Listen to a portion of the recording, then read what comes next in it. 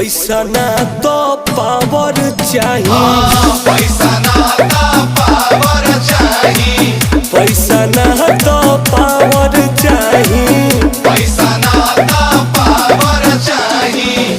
हमारा में दोसर हो कौन रे?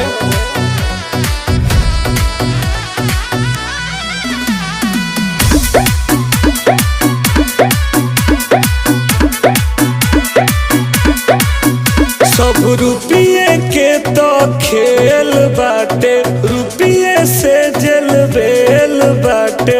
भैया के आगे सब फेल बाटे, सीधे अंबानी से मेल बाटे। एकदम सही कहता लो।